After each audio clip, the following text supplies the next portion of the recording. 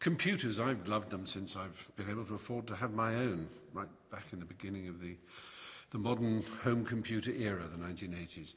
And I've owned a large number of different kinds of computer, and I've expressed publicly loyalty to this kind or that kind. But recently my mind has turned, as many people's have, to this whole business of free software. And there's a lot of confusion about what this means. And I'd like to help clear it up, because this happens to be a year of celebration, and I want to help us all celebrate it and look forward to the future of free software. If you have, I don't know, plumbing in your house, it may be that you don't understand it, but you may have a friend who does, and they may suggest you move a pipe here, a stopcock there, a valve somewhere else, and you're not breaking the law by doing that, are you? Because it's your house and you own the plumbing. You can't do that with your computer. You can't actually really fiddle with your operating system, and you certainly can't share any ideas you have about your operating system with other people, because Apple and Microsoft, who run the two most popular operating systems, are very firm about the fact that they own that, and no one else can have anything to do with it. Now, this may seem natural to you. Why shouldn't they? But actually, why can't you do with it what you like? And why can't the community at large alter and improve and share? That's how science works, after all. All knowledge is free, and all knowledge is shared in good science. If it isn't, it's bad science, and it's a kind of tyranny. And this is really where it all started. A man called Richard Stallman.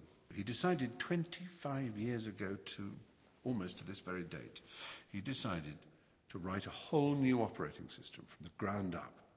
He called it GNU, which stands for GNU is not Unix, because it isn't. It's similar to Unix in many ways, but every element of it, every module, every little section of the code, and it's a gigantic code because it's to run on many, many platforms, is run by the community, is run by coders out there who are welcomed into the GNU community to help improve the software.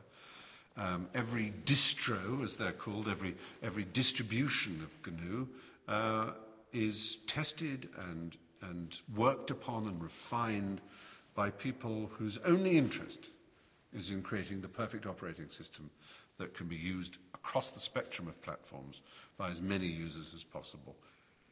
Now, there came a time when the kernel, which is the sort of central part of an operating system, needed to be written, and a man called Linus Torvald, of whom you may have heard, wrote the kernel, and it was named after his name, Linus. It was known as Linux, or Linux, as some people pronounce it.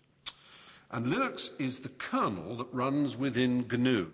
And I'm here, as it were, simply to remind you that GNU and Linux are the twin pillars of the free software community. People who believe, and this is the important part, that software should be free, that the using community should be allowed to adapt it and adopt it, to change it, to improve it, to spread those improvements around the community, like science. That's basically what it's saying. In the same way that good scientists share everything and all knowledge is open and free, so it should be with an operating system. So if you're a supporter of GNU, if you're a supporter of Linux and Free Software Foundation, well, what can I do, you're probably wondering. The most obvious thing you can do is use a GNU Linux operating system on your own computer. It's a lot easier than you might think. Go to gnu.org and see if you can find a distribution that suits you. Probably, if you like a good graphical user interface, something like GNU Sense. You'll see it there on gnu.org. Or, if you're a really smart cookie, you might want to do your own coding. You might want to contribute to the sum of knowledge that makes GNU and Linux what they are. Either way, I hope you will join me in wishing GNU a very happy 25th birthday. Let's do that now, actually. So, happy birthday, GNU. 25 years old. The operating system of the future. Freedom!